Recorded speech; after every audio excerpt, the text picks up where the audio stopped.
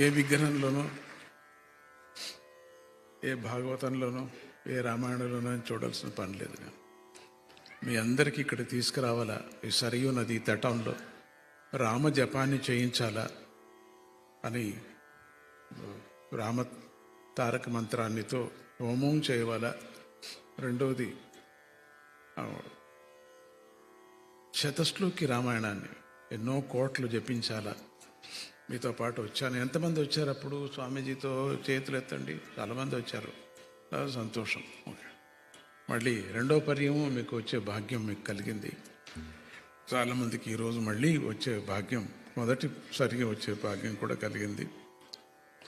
జీవితంలో ఒక్క పర్యం మీరు మీ పిల్లలు కూడా చెప్పండి. పిల్లలు, మీకు జన్మమని ఉంటే బాగా అయోధ్యకు ఒక్క పర్యం వెళ్ళిరండి అని చెప్పండి. అంతే అంతే, ఇంక చెప్పాల్సింది మీరు. అయోధ్యలో ఆ జన్మభూమిని దర్శనం చేయాలి. ఆ జన్మభూమి ఉండేటువంటి స్థలమే బాలరాముడి విగ్రహాన్ని ప్రతిష్ఠించారు. మన అదృష్టం. అందుకని అక్కడ మనం దర్శనం చేసుకొని వస్తూ అట్లనే ఆశ్రమాన్ని కూడా దర్శనం చేసుకోవాలండి. చిన్నది ఆశ్రమం, అది చాలా పెద్ద. ఎవరెవరు చూశారు చేతులు ఎత్తండి. ఓ పర్వాలేదు, అందరూ చూసేశారు.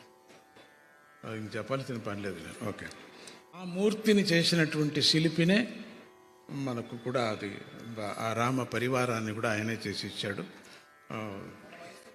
మైసూరు అరుణ్ యోగిరాజ్ అని చెప్పేసి, ఆయనకి పిల్లలు లేనప్పుడు సందర్భంలో వస్తూ ఉండు, సేవ చేస్తూ ఉండు అన్నారు. అట్లా సేవ చేస్తూ ఉంటే ఎత్తుకొని వచ్చానన్నాడు. పిల్లని, బాబుని ఎత్తుకొని వచ్చాడు, రాముణ్ణి. అట్లా చాలా సంతోషం. అటువంటి శిల్పి మనకు దొరకడం కూడా చాలా కష్టం, అరుదు. మనకు చాలా మంచి కళతో స్వామిని విడుదల చేశాడు.